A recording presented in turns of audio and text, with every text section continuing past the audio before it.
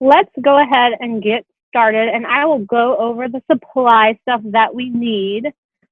Like Tim said in the chat box, if you haven't found that yet, if you have any questions while I'm talking, type those in the chat box, and Tim will relay those to me so I can try to answer them in a timely fashion.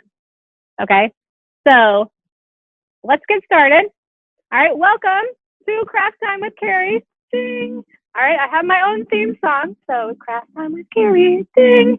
You'll be needing to practice that, so when you log back in, you can be doing that every time. All right, when we do these on Friday. So we're happy that you're here, and we have some fun crafts today. We're going to make some Kumihimo bracelets today. I'm going to show you how to get started. All right, they look like this. They kind of have a twist pattern to them. This is one that I haven't finished yet.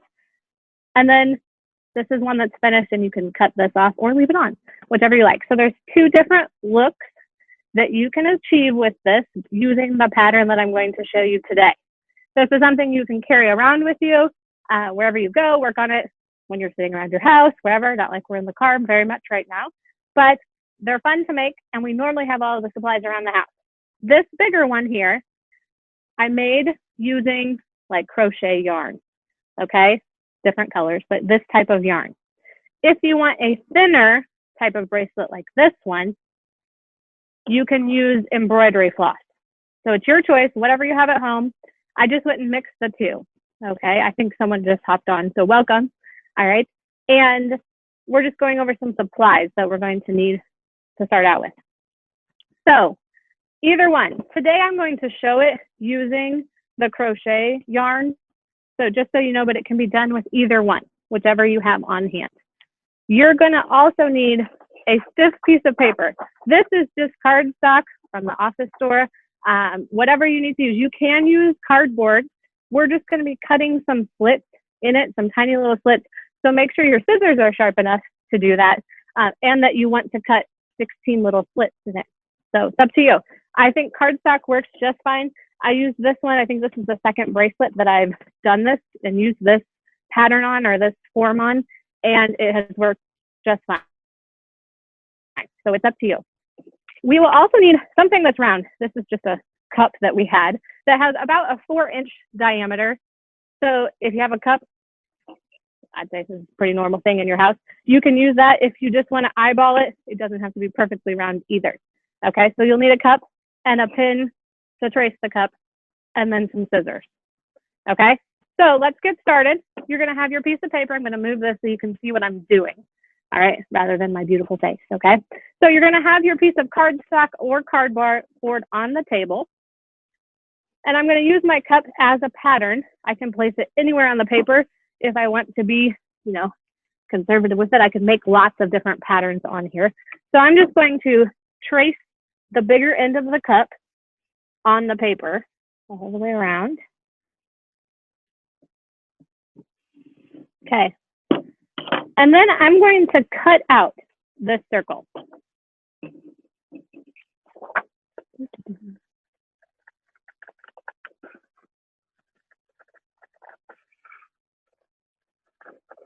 If you were not able to find a cup, this shows you kind of, it's about 2/3 of the way across the pin, if that helps you how wide it should be. I'm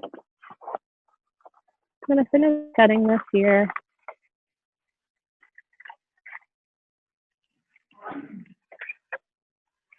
Cutting it out. Okay, so I have my circle. We don't need this anymore unless you want to make some more patterns later, so you can set that to the side. We're also done with our cup, so you can clear that out of your workspace for now. On this circle, this is what we want to be making. This is what our goal is, so that we know where to put our strings. So on the piece of the circle that I just cut out, I'm going to make 4 lines. I'm going to make a north line. You can make that one anywhere. And put an in. It'll be upside down for you guys, but here. Then directly, this is north, this is at the top. Directly below that, I'm going to make another line and put an S for south. Okay, so do that.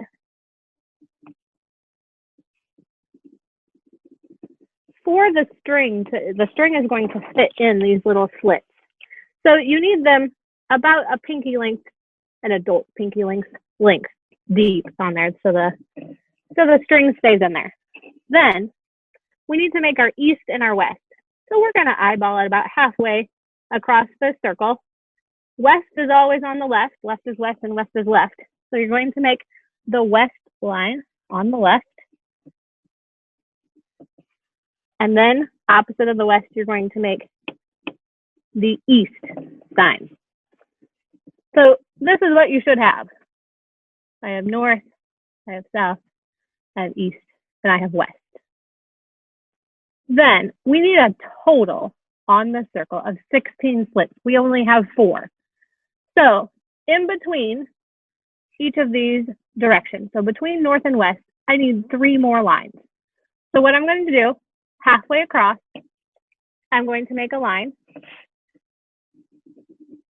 And then halfway between those 2 halfways, I'm going to make a line each. So I should end up with 3 lines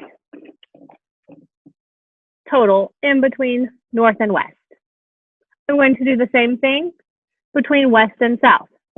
I'll make that line halfway in between. Then I will make another line here and here.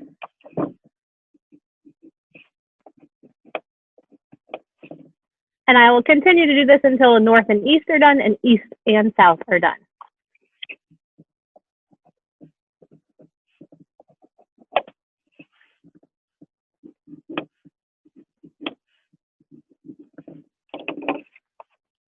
So it should look like this. Then we have one more thing left to do. We need to put a dot in the center of this.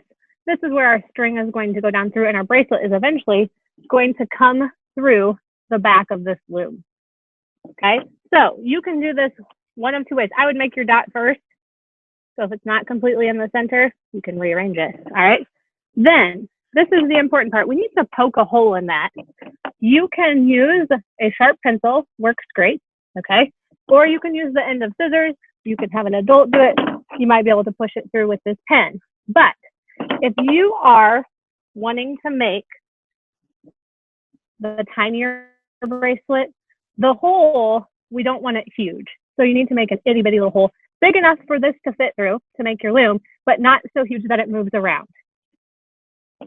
If you're making the wider one like this, normally if you shove a pen or a pencil in through the hole, that would be the width that would work. But if you're using the embroidery floss, you need to make a smaller hole, maybe just barely with the end of the scissors in order for that to not fall through there while you're working. So go ahead and do that now. Make that hole. I'm just going to use the end of my scissors for right now. Don't stab yourself if you're doing that, okay? You can kind of make it a little wider as you're doing it. I can use this pin, okay, to make it. This is about a good size right there. I'm going to give you a second just to catch up, and then we'll move on to the next step.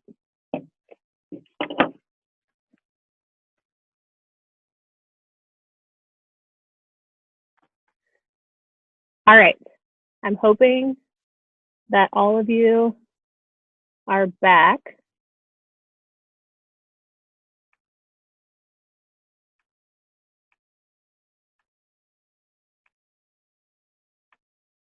Okay, so you should have this all complete.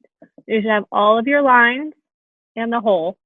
Okay, now we need to cut these lines, okay, with our scissors. So we're just going to go around and make sure to make the slits.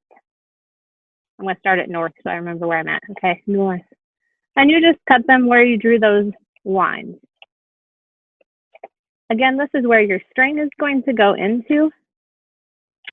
So we don't need them all the way towards the center, just enough to hold the string in there as you're moving around.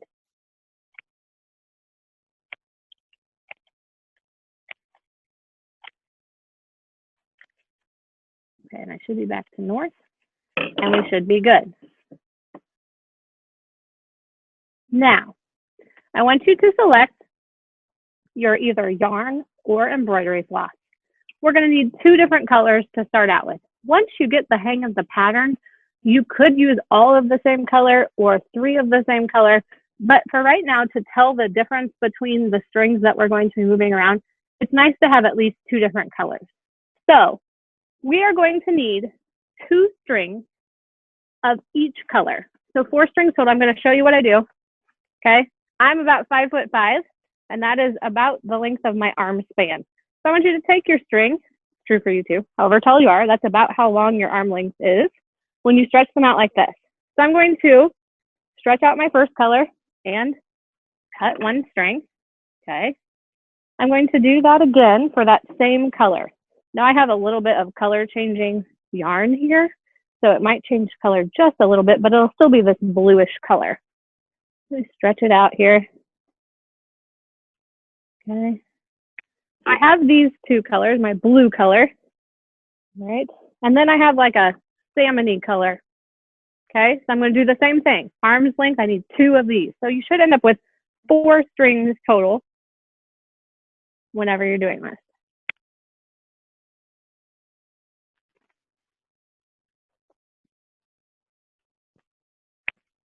Okay, so I have my 4 strings. I'm going to give you a second if you're cutting string right now so you can get there. Okay, while I'm waiting, or while you're waiting, if you're already done, I want you to line up your strings like this.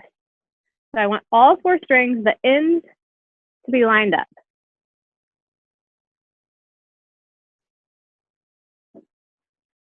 It does help if the same colors are by each other. So got a little bit of time here. So I have my 2 salmon colors and my 2 blues by each other. They're all lined up. Tim, I see a question in the chat here. Never mind.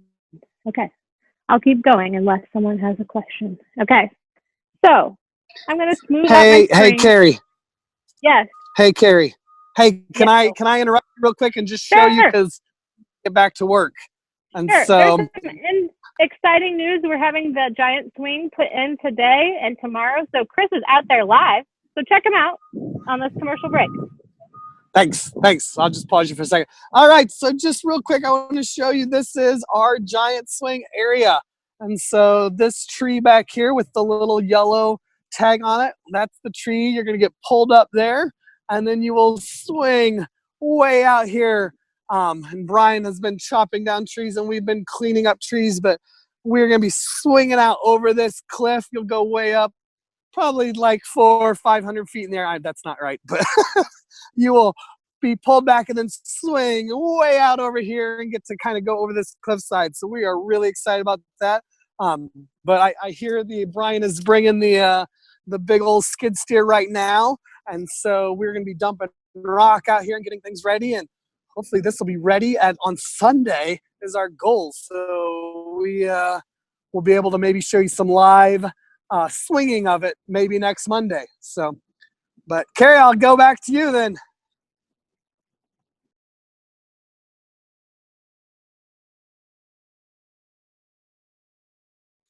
All right, that was exciting. We're super excited here. Even though everything's going on in the world, we're still going on with camp. So we are excited that the giant swing is going to be in soon. All right, and I can't wait to try it.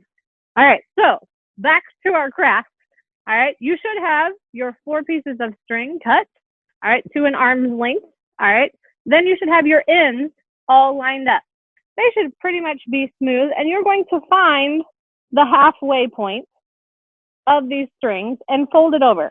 You can see on mine here that one of the strings is a lot longer. So I'm just going to snip that off. So they're all pretty much the same length here. Then you're going to keep this loop. Okay. This is called a loop knot, and you're going to take 2 fingers. I would hold on with this hand. Okay. Take your 2 fingers. You're going to wrap that loop around your fingers and then go in through your fingers to make a knot. I'm going to show you again. It's called a loop knot. You're going to hold on. I hold on with my left hand. Okay. Take your 2 fingers in your right hand. All right. You're going to go around with the loop. Okay. And then in through the hole here. And you should, maybe if I did it right. Okay. You should end up with a loop that ends up looking like this. And this is what we're going for right here. This is what we're going to put down make these a little more even, down through our loom that we just created. Okay, this will be the end of your bracelet, and we're gonna weave up from there. Okay, so once you have this loop, you're going to put it down the hole that you created in your loom here, very carefully so you don't rip this. It does normally just pull pretty easy through there. And again, you don't want it too big so it just falls through. Yeah, I'm just kind of just shoving that through. And then it just sits on this other side. Okay? You should have this. I'm going to give you a second to pause to put that through. Okay? You should end up with this.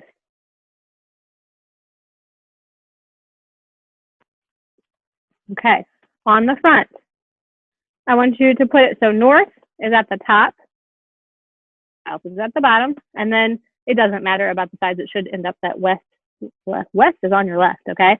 How it works out. Then I want you to choose either of the colors, whichever one, it doesn't matter which one's first. I'm going to choose pink or salmon, whatever color this is. I'm going to take one of the strings and I'm going to put it in this notch here at north. I'm going to pick another one of the strings. I'm just going to put that behind it once it's in that notch, sorry. Another string, I'm going to put it to the right of north here. Sorry, I grabbed two. So I have two pink strings, one at north and one just to the right of it. Then I'm going to take the other two pink strings that I have and put one in south and one to the, I'm going to actually put it to the left of south. So go ahead and try those. Pick your first color, put one at north, put one to the right of north, and then put the other two, one in south and one to the left of south. I'm going to do that here real quick.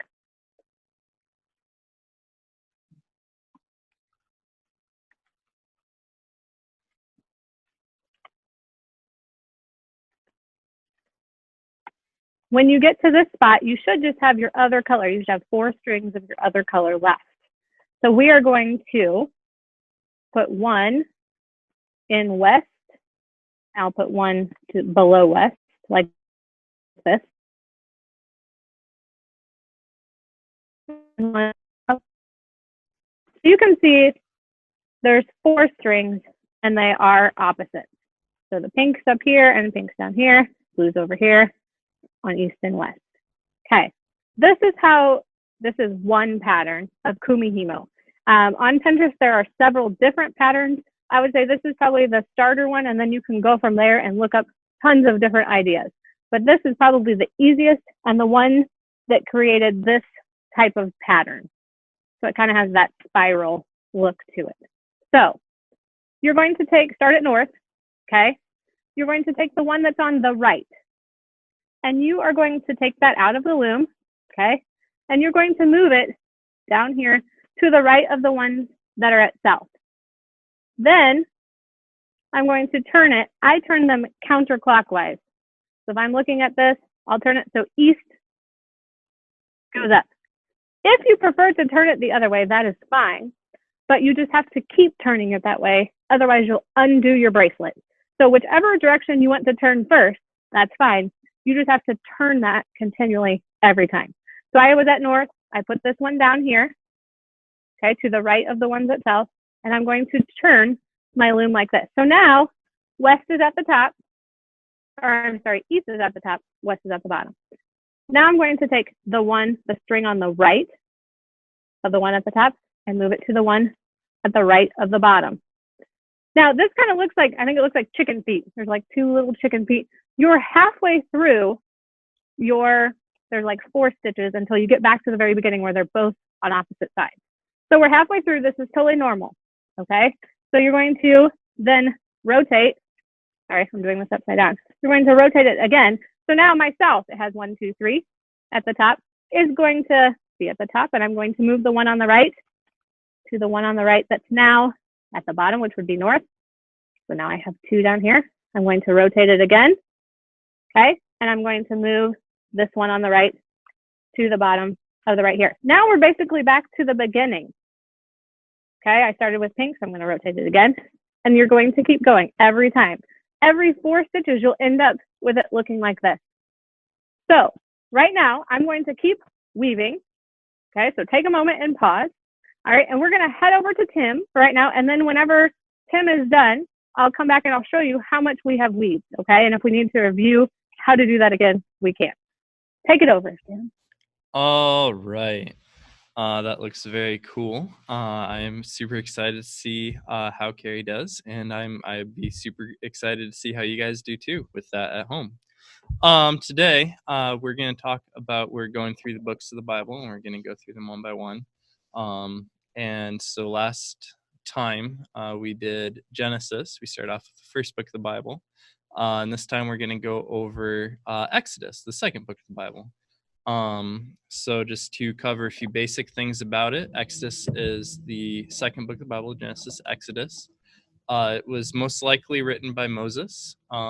That's traditionally what people go with, is that it was written by Moses. Let's see. It covers basically from basically almost all of Moses's life in there. It starts with let's see. I'll just read my paper here. Exodus tells the story of the nation of Israel coming out of slavery in Egypt. It starts around 300 years after the death of Joseph at the end of Genesis, and it is mostly about Moses leading the people out of Egypt and all the miracles that they got to see in the desert. Exodus contains the story of Moses receiving the Ten Commandments. The book also gives the rules to the Hebrews for how to live in a God-honoring society, and the rules that God wanted them to use in that society, or how God wanted them to live. So that being said, I'm going to guess that a lot of you guys already know a lot about the book of Exodus. So I'm gonna put up a few polls here, if I can figure out how that works, that I've created, and these are gonna have kind of trivia questions about the book of Exodus. It might not be as difficult as it sounds. So we're gonna start off here with that. All right. So the first question is, to save his life, Moses' mother put him in a basket as a baby in this river. And this can be found in Exodus 2, verses 1 through 4. Was it the Missouri River? Was it the Amazon River? Was it the Nile River? Or was it the Red Sea River? I'm going to wait just a few more seconds. All right, you guys were correct. It is the Nile River. Very good. Very proud of you all. All right, let's go to poll number 2. I'll read this one out for you. Exodus 2:11 through 15 shows Moses having to flee to Midian because he committed this crime. Is it murder, robbery, bearing false witness, or tapping on the glass of an animal tank?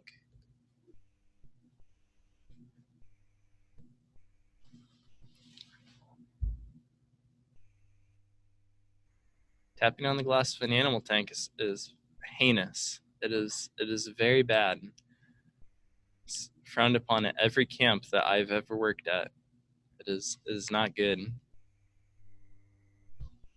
So in Exodus 2:11 through 15 shows Moses having to flee to Midian because he committed this crime: murder, robbery, bearing false witness, or tapping on the glass of an animal tank. You can't see the question.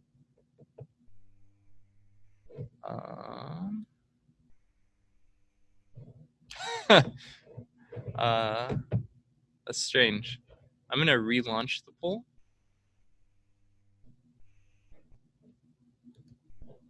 Maybe I'll unselect that. Can you see it now? This is a Mac that I'm using here. Oh, that is unfortunate. All right, well, I guess you guys can answer them in chat then, if you desire. That would be wonderful, actually. Murder is the answer. You are correct. All right, Question number 3. At the burning bush, Moses expressed a fear to God about telling Pharaoh to let his people go. According to Exodus 3:8-12, Moses' statement was that he is poor. Did he say that he is too stupid? Did he ask God? Did he just say, "Who am I?" Or did he say, "I don't believe in God"? I'll try launching this one, see if you guys get it.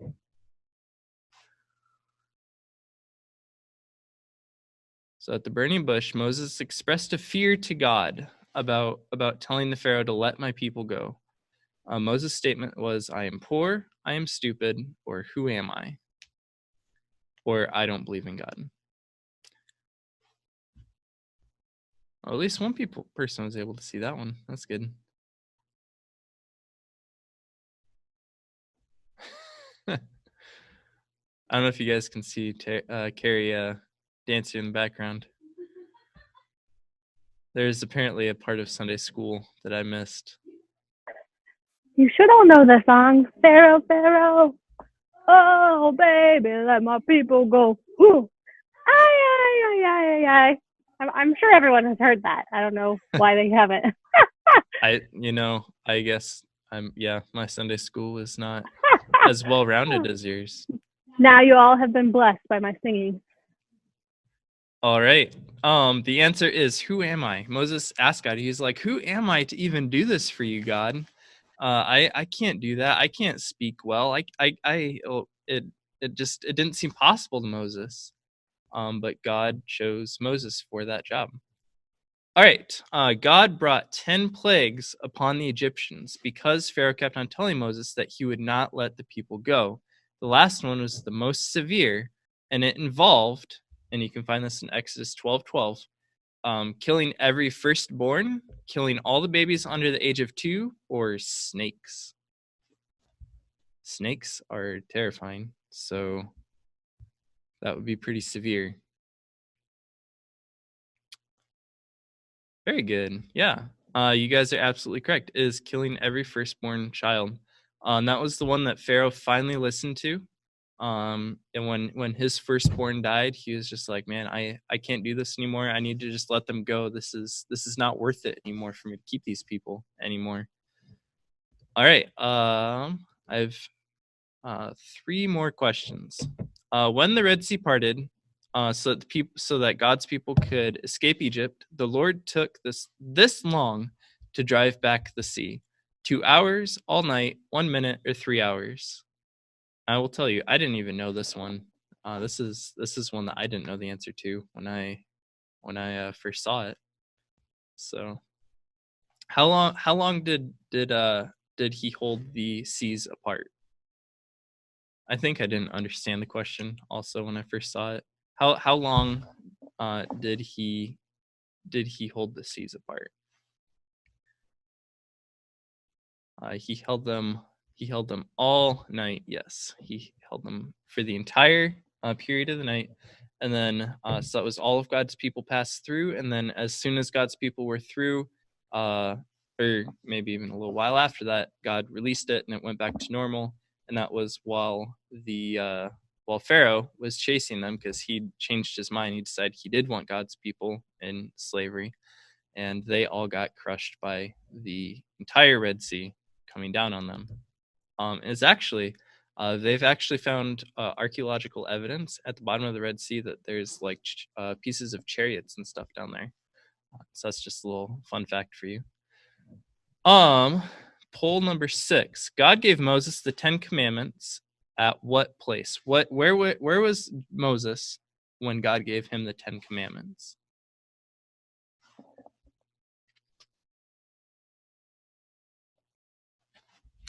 Where was Moses when God gave him the 10 Commandments? This is one that I always have to think about. I definitely don't know it off the top of my head. Even going to 4 years of Bible college doesn't quite nail this one into your head, I guess. 3.5 years, I guess.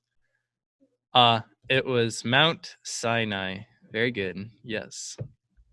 Mount Sinai. That was where God gave him the 10 Commandments. That was kind of some of the rules for living that God had for the Israelites.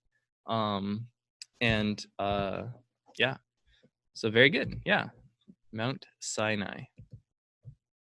All right, last question. The people spent 40 years wandering the desert instead of a few years. This was a punishment because they kept on being selfish. Which term did God use to describe them in Exodus 33, 1 through 3? Again, this is not one that I knew off the top of my head, but was it monsters? Did he describe them as monsters, selfish, stiff-necked, or whiners? Monsters, selfish, stiff-necked, or whiners? What term did God use to describe the Israelites as they were wandering around the desert for 40 years?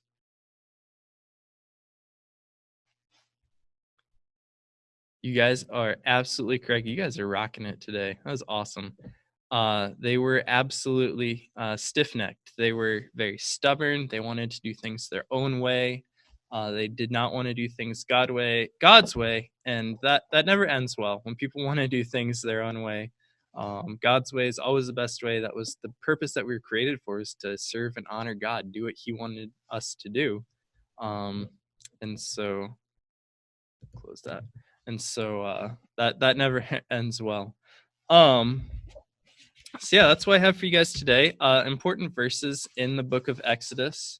The probably the most impactful, some of the most important verses, I wrote it down somewhere.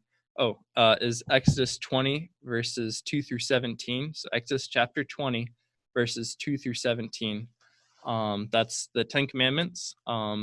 And those are just they're instructions that God gave to the Israelites, and 9 out of all 10 of those are actually repeated in the New Testament as instructions continuing that we should be doing to honor God in our day-to-day life, to not lie, to not murder, steal.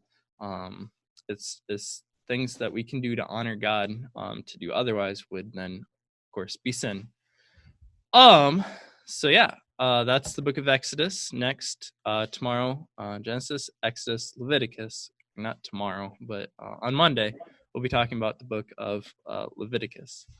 So I'm going to send it back to Carrie. We'll see how far she got. And yeah, I hope you guys have a great day. Awesome.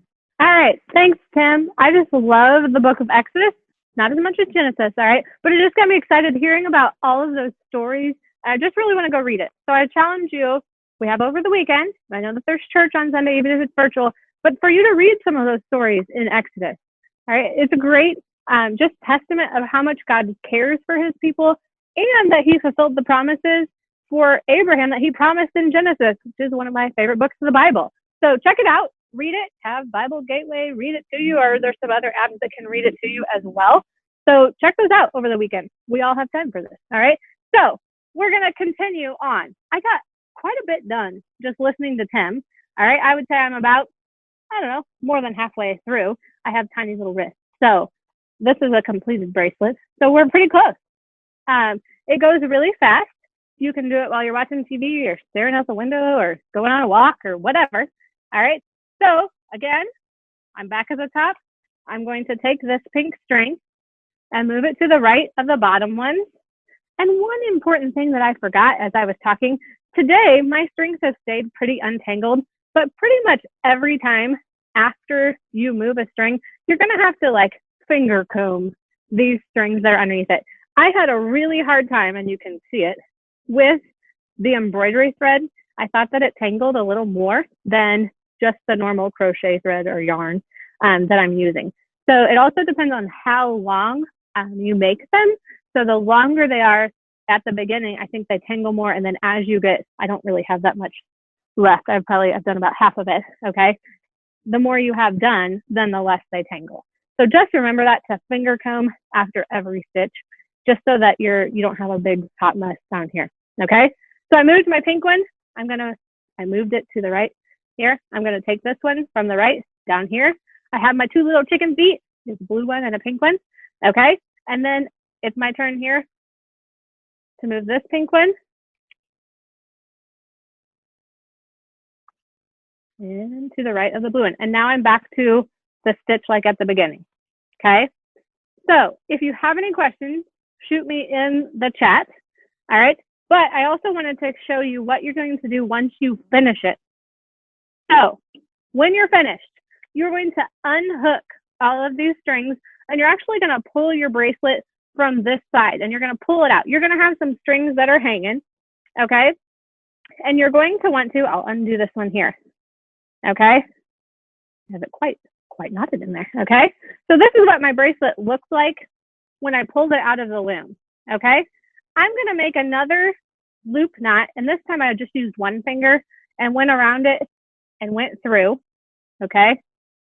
There, to make a loop knot at this end so that it's tied off. You're not going to lose any of your stitches that you did, okay? And then I just put it around, I don't even have to put it around my wrist.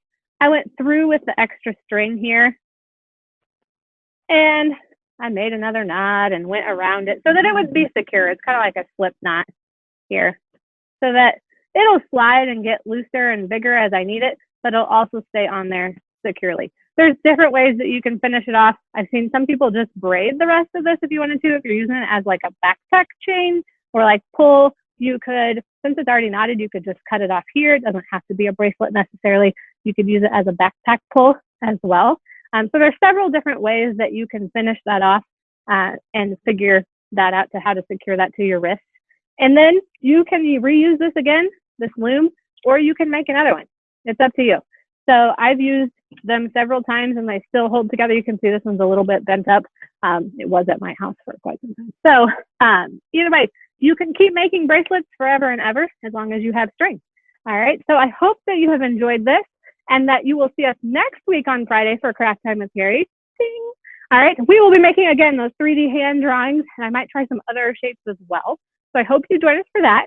Now, all weekend, if you haven't followed the camp Facebook page or Instagram, you need to, because we're going to be posting pictures of this new swing. Okay, I'm hoping on Sunday that I get to try it. We'll see. All right, but we're going to be posting pictures and footage of what's going on out there. So make sure you have followed us on Facebook and Instagram so you can check those things out, and that you also are reading Exodus over the weekend and checking that out. And then on Monday at 2 p.m., we'll be having animal shows, I believe. Is that right, Tim? Animal shows? Okay. So animal shows on Monday, sorry. And so be sure to check that out. We'll have some more interesting animal facts for you. So thank you so much for joining us today for virtual camp, and we look forward to seeing you soon. Thank you for joining us here on Virtual Camp. We hope to see you next time.